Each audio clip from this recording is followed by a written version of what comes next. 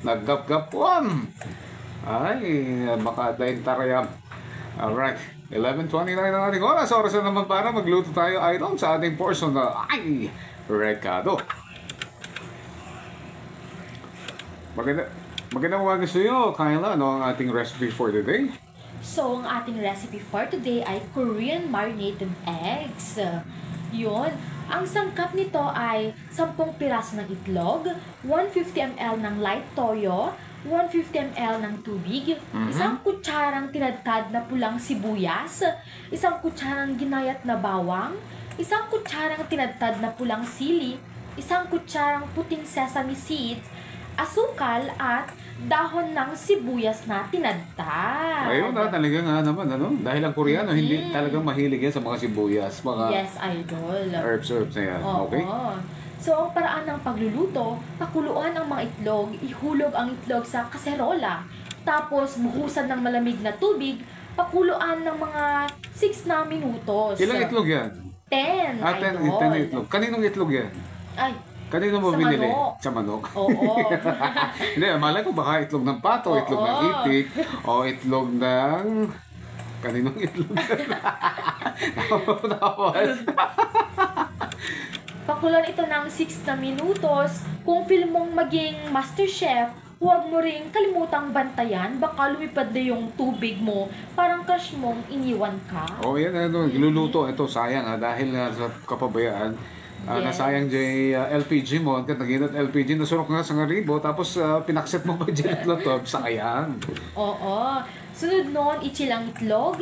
Ilipat ang itlog sa bowl na may yelo. Hayaan mong malamig sila, parang ikaw nung hindi niya nireplyan. Hoy, talaga nga naman, ano? Oo. Baka hindi niya nakita. Kaya late reply. Oo.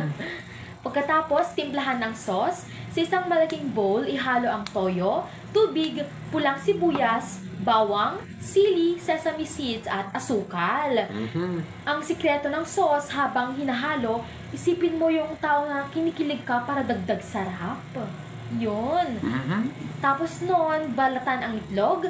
Dahan-dahan mong balatan ang itlog, walang pagmamadali, parang tunay na pag-ibig, hindi minamadali. Ayun, may napapansin ako sa itlog kung minsan ang hirap balatan. May mga cases. Ano bang may advice mo, Kyla, para hindi ganun ang mangyayari sa itlog?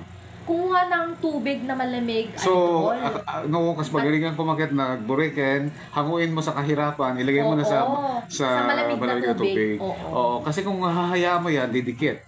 Ang nagregate ako, kasi sayang. Yes, idol. Alright, yan ang ganda ng tips natin ngayon. Okay. Tapos, ilagay sa container at ibabad, ayusin ang mga itlog sa isang matino at may takip na lalagyan. Buusan ng ginawang sauce, takpan at ilagay sa ref ng mga 6 na oras o buong gabi. Ayan, si Sir Steve Harding Maximo, pa-shoutout daw, pangal daw man rin, sila tayo iti marunggay. Ikaw mo nag-imasin. Naku, sigurado, lalo na inikam man rin iti manok beta. Ayan, sagpaw ka manok. Siyempre, no na marunggay, ada manok, adalaya. True, idol. Alright, tapos? Tandaan, hindi porket overnight, dapat ka ring mag-overnight sa tropa. Baka pagalitan ka. Ay, oo, yan. Followin ko sa bahay ninyo. Yes. Yan, mag-iingat kayo mga idol. Dahil yung mga minsan nag-overnight na hindi nagpapaalam, ay, pinapalo sa puwet.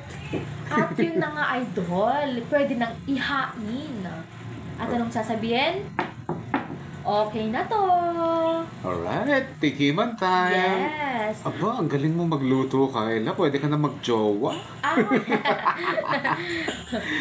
Ayan, ha? At yun na nga mga ka-idol. Yan ang ating Korean marinated eggs. At ako nga pala si Kyla. Ang kailangan nyo sa Chikahan at Tawanan dito lang sa 99.5 IFM, ang idol kong FM, Supay.